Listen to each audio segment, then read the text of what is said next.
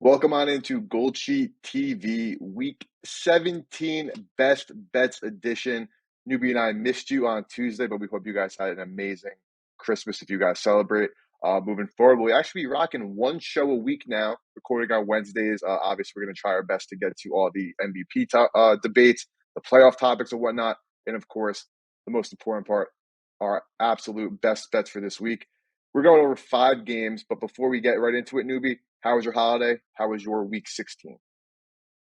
Holiday was terrific, man. Always great getting to recharge, to get a little family time. So definitely no complaints over here, especially being in Southern South California. We got to get out by the pool on Christmas Eve, which didn't happen much for me when I lived in Philly. So all is good, all is well. As far as the slate, damn, those cards got us both, but it wasn't a double best bet. What was a double best bet was the outright winner on the Patriots over the Denver Broncos. We said, hey, maybe look at a money line sprinkle, but we were taking that 6.5 points. You can leave it at the door. So EP, we stay perfect on the double best bets. And man, if Darren Waller could get a target that wasn't 5 inches too tall or 5 inches too short, my prop would have cashed with room to spare, but instead he gets 2 catches late in the game after getting like 6 targets, 4 of them being uncatchable. So I lose on the prop, lose on the cards, but I'm at least happy. When you and I are seeing simpatico, the best bets have only been money this year, and we'll see if we got a double one coming up on the show here today. But how about yourself, man? Yeah, so it was not the best week, not a great week, but not like a terrible week by any means. Slight loser. Was just completely wrong on 2 games. I was wrong with the Colts, which I tweeted before the game. I was like, I think this team Yep. is the public dog of the week, which is never a good thing, and they clearly were as they were outclassed. So got that one wrong, and also just the Chiefs in the square teaser. I mean, they just killed me. I kept having trouble trusting those Kansas City Chiefs, but we will be talking about them a little bit later. Holiday was great, but Newbie, let's just get right into it. Let's talk some Week 17 best bets. First game on the slate. Now we've seen a lot of line movement the last 24 Mm-hmm. hours or so, and a lot in the last 4 hours or so. A lot of quarterbacks being benched or starting or whatnot. And one of those coming in this game, we have Tyrod Taylor officially locked and loaded as the Giants starter. Now the Rams, this number was 6 at open, down to 4.5. Total was 42 at open, up to 43.5. Newbie, how are you handicapping Rams Giants? Yeah, I think the market likes Tyrod Taylor, and I don't really blame him. I would definitely like this team a little bit more with Tyrod Taylor under center, and it's looking like that's what we're going to be getting. And now we're seeing 4.5. I like the Rams when we saw the opening number at -6. So either I'm missing something or I'm just bucking the market here. I just look at this as a game with the Rams still having everything to play for, and the Giants, what are you really playing for? Trying to keep your head coach around? It's not like they're going to be moving on from him anytime soon. And I just look at what happened last week, and I think maybe that's why we see some buy signs on this Giants team. But that final score, it really wasn't reflective about what happened in that game. If the Eagles could cover even a little bit, the Giants failed to cover double digits, and now we're asking them to continue covering line moves that keep on going down. Don't get me wrong, I like Tyrod Taylor a lot more, but I like Tyrod Taylor coming in relief where you didn't have a chance to prepare for what you're going to see with that quarterback, much more than what you're having as a announced starter week by week basis. This line, I just look at it too, and when it was sitting at 6, it was begging you to take the points here with the New York Giants. I think this Rams team is going to be laser focused on getting this win. I think maybe some people are going to argue it's a look ahead spot because they have the 49ers coming up, but the season finale against the 49ers is ultimately more important if you are able to get an easy rocking chair winner in this game. I think Kyron Williams, he should be able to have a day. I don't know where the coverage is going to come for this New York Giants football team if they were allowing an Eagles team whose offense was really having trouble moving the ball, finding some big chunk plays. I think it's going to be even easier for Puka Nacua and Cooper Kupp to move up and down the field. Look, I never like laying points on the road. Don't get me wrong. You're probably shocked. Newbie is telling us to eat chalk on the road, laying 4.5. This has been the team to do it with in the NFL. It's a small sample size, but the Rams as road favorites, they're a perfect 2-0 against the number. And when I see those small sample sizes to draw from, I like looking at margin of victory. How about over 14 points per game when they're laying chalk on the road is what they win those games by, covering the spread by over 12 points per game on average in both of those victories. It's chalky, but I'm eating it, man. Give me the Rams on the road, laying the spot. I like it that I even get that much more value. The market and probably the comments are going to tell me why I'm wrong in this one, but I'm eating it with the Los Angeles Rams. Yeah, I mean, the Rams also clearly have the rest advantage here, playing on Thursday and the Giants not playing until Monday. That's a huge factor. And also, this is a must-win game for Los Angeles. Like, they're leaving nothing in the tank here, and I'm not sure that the Giants have enough defensive back help to cover both Cooper Kupp and Puka Nacua. And then you add Kyron Williams, the way he's been doing on the ground against much better run defenses. So I don't really have a devil's advocate for you here, but I just viewed this game in a completely different light. This was a play that was loaded on WagerTalk this morning, and I actually beat the line move, and it was a newsletter pick. So this is why you should be subscribed to the newsletter on GoldSheet and Mhm. the season-long all access with WagerTalk, because you would have gotten 1.5 points of expected CLV right now. I'm on the over in this matchup. Um, the I New like York that. Giants offense with Tyrod Taylor, it's the same exact offense with DeVito in terms of the same exact running ability, the same ability to throw it at or around the line of scrimmage, except the one big difference is Tyrod Taylor can actually throw the ball down the football field. The Los Angeles Rams, as we mentioned prior to that breakdown of the Saints game where Shaheed had that big, huge play against them, Chris Olave went off, is that the Rams on defense, they are 23rd in explosive pass rate and 31st in average depth of target on defense. So you have a Rams offense that is a dead over team. They move the football on anyone. A Rams defense that has been punching above their weight class, so I expect them to kind of regress to the mean to allow more points. And a Giants offense that now has somebody who can actually throw the ball more than 8.5 yards down the field. So I once I saw that Tyler Taylor was confirmed in, I made the bet while the number was still there. It was written about earlier. I loaded it up. It stayed at 42, so I was like, maybe the market already priced in Tyrod Taylor. And then 45 minutes later, 43 and a half. So I think that I think it's still a good bet at 43 and a half. I think the Rams defense is getting a little bit overvalued because when you look at this team in terms of DVOA, like they've been great winning football games as of late, but their DVOA number isn't so high. It's because their special teams is abysmal and their defense is not good. Like they've been putting on solid performances, but I expect Tyrod Taylor and co to be able to move the football on this Rams D. So I have no qualms with your 4.5 newbie. Don't even have devil's advocate. But you ask me, I'm just looking at the over here.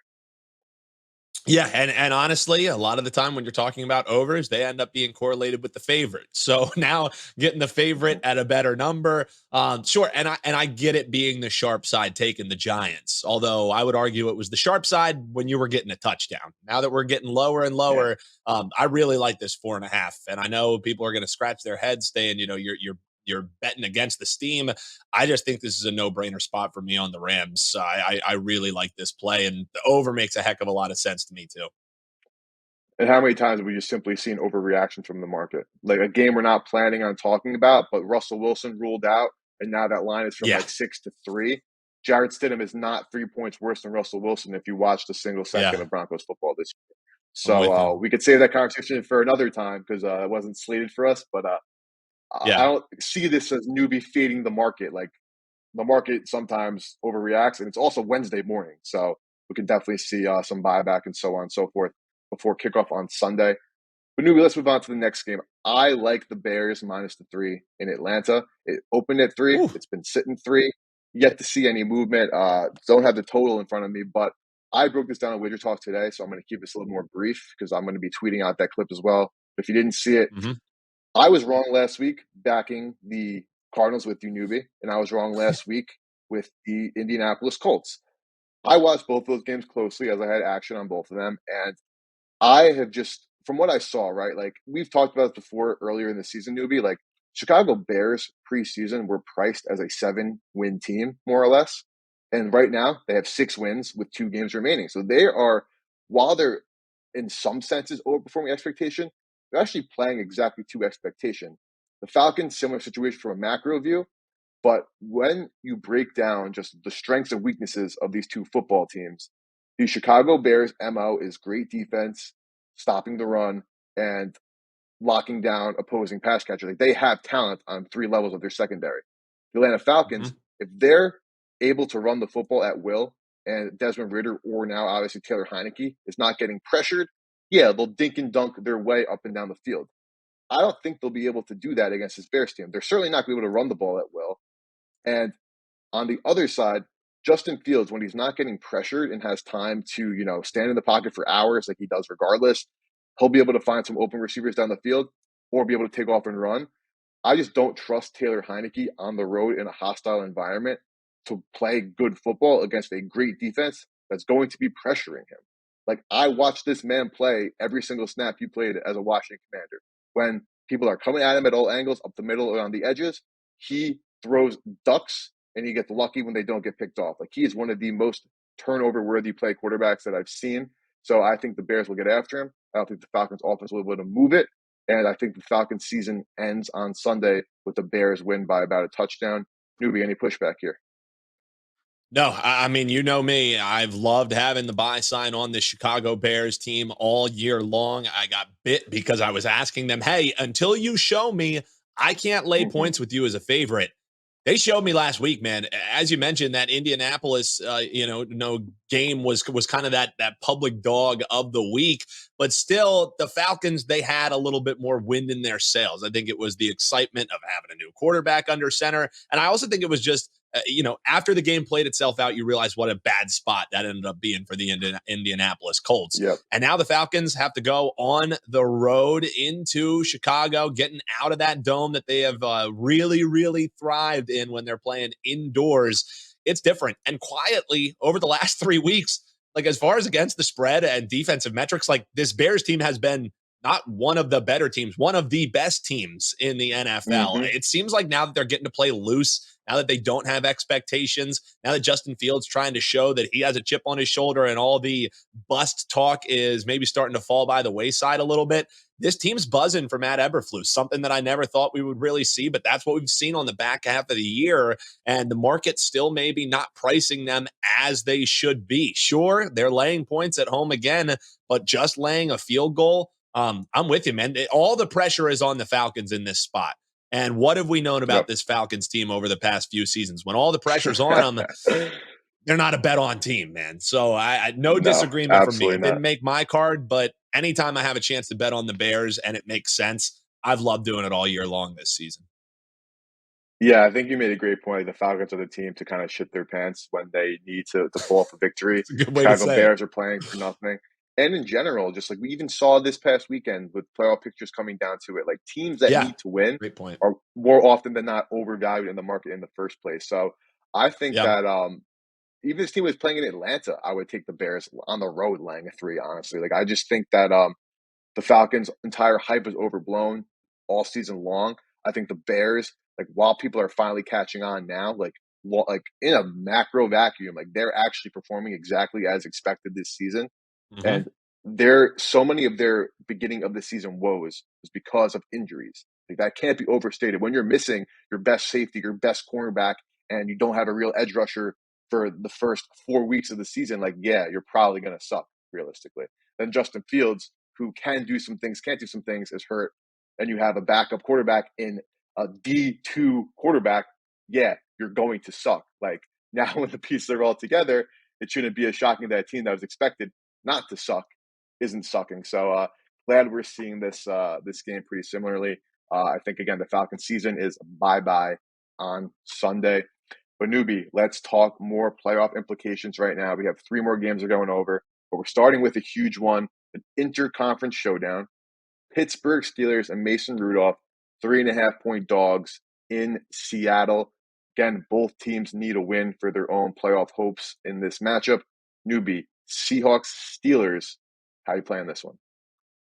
Yeah, man. I wish it wasn't 3.5 when we were talking about the game at 3 because I line it right around this number. But I actually found it a little tougher to find games that really jumped off the card at me this week. But I did tell you last week, albeit a little tongue in cheek, that Mason Rudolph on Christmas week with the Steelers getting points, it was the no That brainer was free. Christmas miracle spot. That magic, I think, ends up running out this week in Seattle. They got a huge win, don't get me wrong, did Pittsburgh as a home divisional dog, but now they have to go on the road and take on the Seahawks. And while the numbers haven't really showed it, it's still one of the tougher places to play in the NFL. And it's completely different. It's a completely different beast, rather, facing a team that you rarely see versus a divisional opponent with a quarterback in Jake Browning that maybe has been a little bit overrated in the marketplace due to what they did straight out of the gate with him. So after you blow out the Bengals, this seems like a major buy on spot. And I think, you talked about the public square dog, however you want to. I think that this week it's going to be the Pittsburgh Steelers coming off of a huge win. And then you look at the board and you say, wow, the Steelers with a playoff push are getting points on the road, better defense on the road, getting points. It's a no brainer. The thing for me is it's exciting. Right, Rudolph came in. He got his win. He led the sleigh with his nose so bright. All the jokes. But the reality of it is going back to when we've seen Mason Rudolph playing, and let's be real, he's played well in relief. The fact that they ended up making the playoffs with the combination between him and Duck Hodges is a testament to what Mike Tomlin does as a coach. But if you take the quarterback in a vacuum, 10, 8, and 1 straight up. That's the record since 2019, since we've seen Mason Rudolph here in the NFL. 6 of those 8 losses, they were on the road. He is a different quarterback going into hostile places to play. He's going into one of the most hostile. Again, I wish that this would be a major ding, ding, ding, run, don't walk kind of bet if I was getting a 3. At 3 in the hook, I still like it enough to make it a play here. Healthy Geno Smith back under center. Seahawks buzzing a little bit. They got the road win, despite trying to lose that game in multiple different ways last week against a solid defense in the Titans. They're going to be playing a better defense this week, but I think they get it taken care of at home. I think they win by a touchdown. So even at 3.5, I'm going to lay it at home with the Seahawks and buck what I think will be the public square dog of the week. Yeah, so seeing you be betting two favorites this week is not something we are I know. accustomed to. What happened to me? I think I can count on one hand how many favorites I bet this entire season on this show. And then week 17, I come on and eat chalk with both of them. Like, I promise this isn't a mask. It's really me underneath here. I just, that's what the board told me to do, EP. And I don't disagree with you either, right? So again, you're going to have a slight rest advantage for the Steelers, but not really because now you're going across the country. So that probably negates the one day they had. Can't take Mhm. anything away from that victory, but that was the classic Mike Tomlin spot. Like if you didn't bet the Steelers Yep. on Saturday in any way, shape, or form, money line spread teaser, I don't. Like, maybe you should probably stop watching football. Like I hate to be that guy because I get things wrong too. Like that was just the Mike Tomlin spot at home. Underdog needs to be 500 for the year, needs to win for the playoffs in division. Like there was no way Pittsburgh was not winning that game. But now it's a completely flip. Like this is a Pete Carroll spot actually, Yep. a must win matchup at home with the 12th man. That home field advantage hasn't been as nice, but playing against a Pittsburgh Steelers team that defensively, like, yes, they are a good defense, but overall, like, if they don't have Minkah Fitzpatrick still again in this game, they're still working with like fourth, fifth, and sixth string linebackers in this game because they've dealt with a bunch of injuries to their starting Mikes. Like Miles Jack literally was with them last year, retired. They had to like convince him to come back to play because they have no linebacker that knows their defense as well as that could be able to wear that green dot and call the plays. Mason Rudolph, I don't think they'll be able to get to or have George Pickens go 4 for 195 again. Like, let's be realistic here. Like, that's not something that is going to be sustainable. The Seahawks, their defense has been shaky over the last couple of weeks. Like, there's a unit that was punching well above their weight class, but then they came back down to earth. But when they were playing well, they were playing bad quarterbacks, and then good quarterbacks were taking advantage of them. Mason Rudolph is not a good quarterback that I expect to take advantage of him. Um, the one way I do see Pittsburgh keeping it closer is because Seattle's run D has really not performed well over the last couple of weeks. And the Steelers, the one thing that they have done well offensively for the majority of the year is get the ground game going. So maybe if they could slow the game down, less possessions, have a little bit more value there. But all things considered, I have the Seahawks rated higher than the Pittsburgh Steelers. I think the Yep. home field definitely helps. And Mason Rudolph, I mean, we talked about this. Mitch Trubisky was literally the second to worst quarterback of all like 52 starting quarterbacks this year. it wasn't Yep. possible to be worse. I mean, I didn't think it was possible. I think it could be bad, but like it was really, he was not going to be worse. So I can't talk you off this one at all, newbie. I can't really play too much devil's advocate either. It's just like, this is not the spot to be backing the Steelers. I think that you see the 3.5 and you want to bet the Steelers, like you said. But I think oftentimes where if you see the books willing to lay the 3.5 and keep it there and keep it sitting there all week, I know it's early Wednesday, they're kind of baiting you to take the 3.5 now Yeah, and with the that's dog. what that little. That's what I mean. I think that's what that little hook hanging out there is asking you to do, and I think that's why when people wipe the hangovers out of their eyes and they realize, oh my God, I'm getting points with a Steelers team that just blew out the Cincinnati Bengals, who were surging. I'm kind of with you. When it looks too easy, because you can make the case for 3.5. It makes perfect sense on the handicap. Mike Tomlin is Mm-hmm. a dog, this, that, and the other thing. But when you peel back the layers, just like you mentioned, this is the Pete Carroll spot, not the Mike Tomlin spot that we got free space on the bingo card last week. So, hey man, Mm-hmm. it's been all about the eating the chalk on the show today. We got one more play and some props for the folks. Please tell me you're not making us bet another favorite. Like, I'm starting to get sick. The fact, like, usually I come on with the disgusting dogs. Me laying all these points is making me physically ill. So give me something else to bet here, EP. Yeah, we got 3 favorites and an over so far. So looking like a little square board. But no, we got another play coming up right now. And then we also have a Thursday night football breakdown with some props there for you. But newbie, I'm surprised that this number is still available, and I'll gladly take it. Cincinnati Bengals headed to Arrowhead, total 44.5.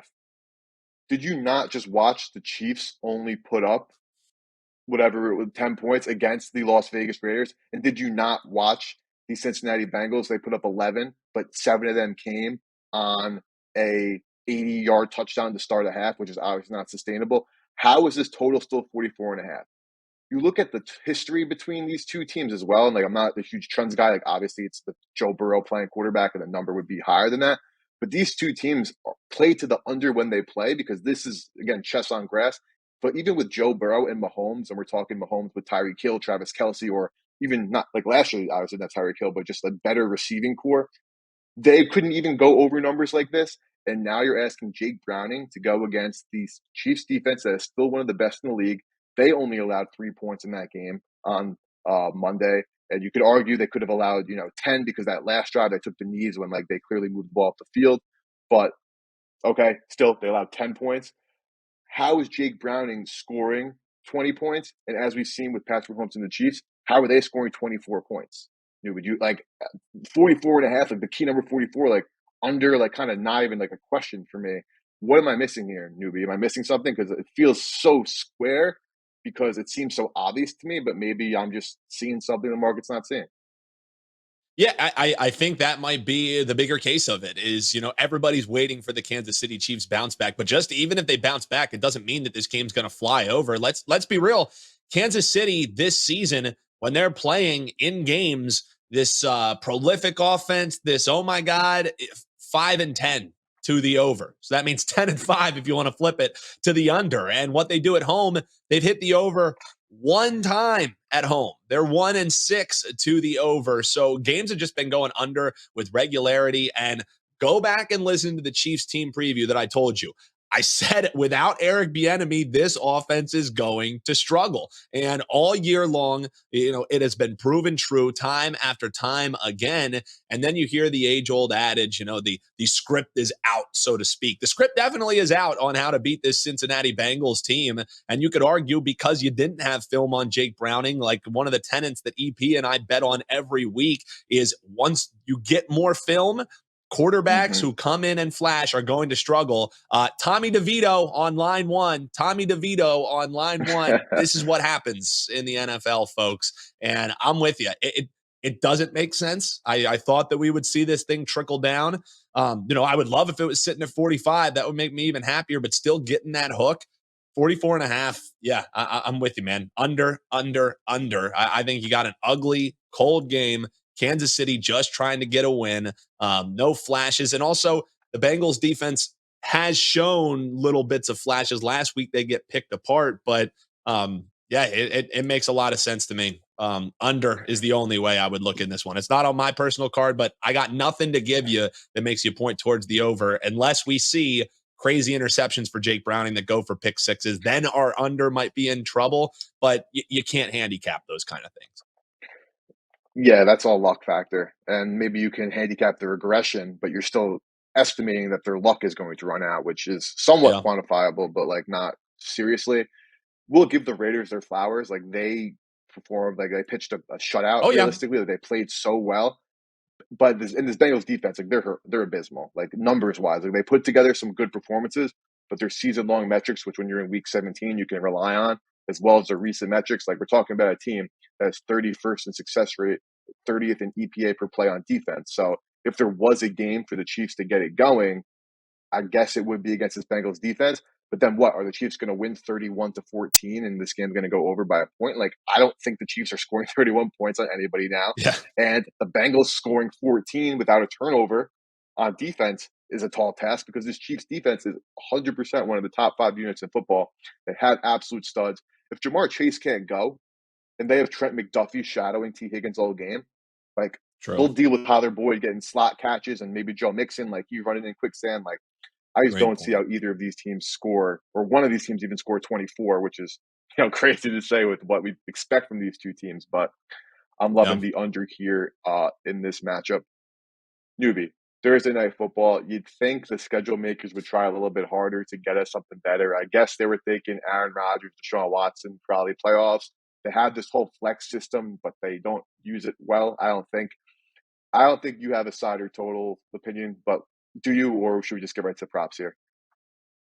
Um, Dude, I can't bet that game as far as side and total Yeah. go. I mean, what are we doing here? So I'm glad that the schedule worked out where we didn't have to do a Tuesday show that's solely focused around this game. I did find something that I want to bet, and I'll be honest with you, if you're a fan of Bet On It here on the channel, a terrific way to get you ready to go for your NFL betting weekend. I'm going head to head with one of the best in the biz in the prop market. That's right. Andy Lang over on Bet On It in Prop Shop. He's on the over in Joe Flacco passing yards.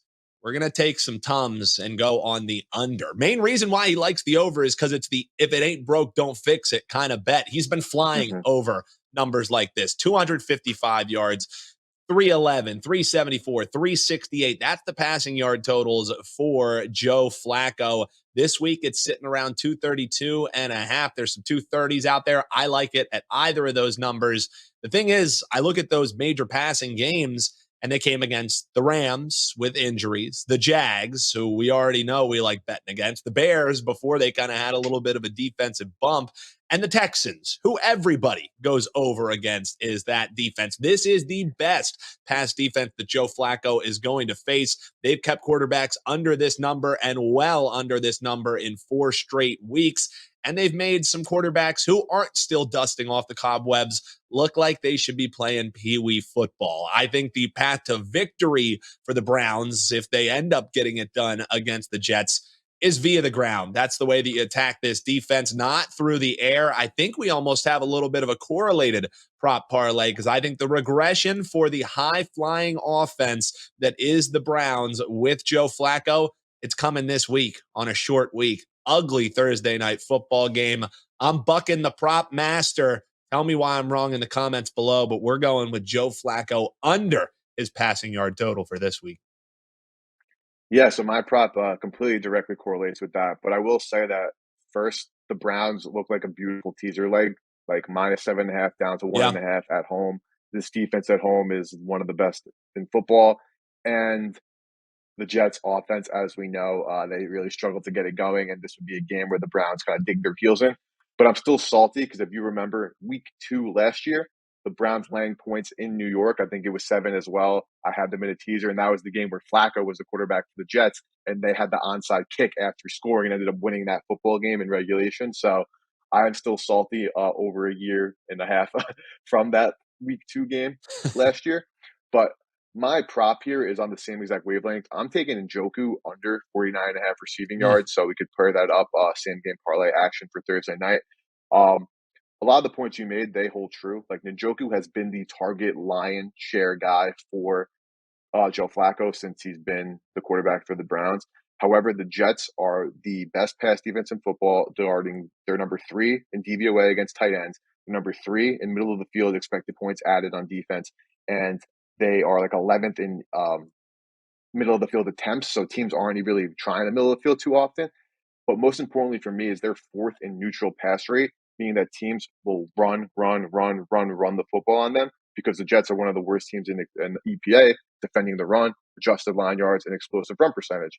So Stefanski, who I think is the coach of the year, we can have this conversation next week, newbie, but he is so great at playing against other teams' weaknesses and playing to his strengths. So yes, Joe Flacco has literally been like the gunslinging Joe Flacco, like he's just literally throwing the football a ton.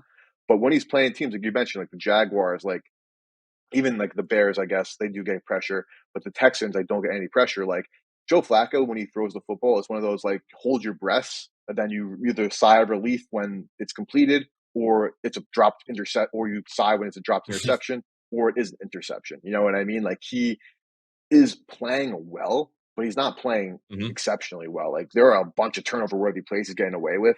So I expect Stefanski run the football, run the football, run the football. Don't need to force it. So I like Joe Flacco, like you said, to go under his passing yards because expect the positive game script and matchup wise. I like the Joku to go under his receiving yards because over the last 2 years, he's only hit this number at like a 45% rate. So I think Flacco was driving this number too high because of how often he's been targeting Njoku. But I think that matchup wise and game script wise, Njoku is going to honestly not going to not be a factor. But asking him to get 50 yards against his Jets defense, I think is a little bit too many here, newbie. What do you say? Yeah, and if you're looking to make this a little bit juicier as well, as you mentioned, that being a great teaser leg, throw the alt line in there with the Cleveland Browns to get a little bit extra plus money. That's again, you add a little bit risk when you add another leg, but if that's the way that you would bet this game, why have two separate games that tie into a different teaser? You're asking for two separate legs. Make it the alt line down to one, add these two props in, and all of them kind of tie into each other. So if you lose one of the bets, you lose all of them. But that's kind of how the handicap goes on this one. So, man, unders, favorites. What the hell happened to us here, EP? This is insanity here in week 17. Yeah, after a bunch of weeks of taking some prop overs, taking a bunch of dogs, and looking for the overs as well because the unders were killing the market. We're seeing this week 17 board a little bit differently, and you got to adapt. You learn new information every You single have week. to. Now we have season long data. You got to be able to start zigging a little bit when everyone else is zagging. You're not wrong. You're not wrong, EP. And this is definitely a zig for me this week. That's for damn sure.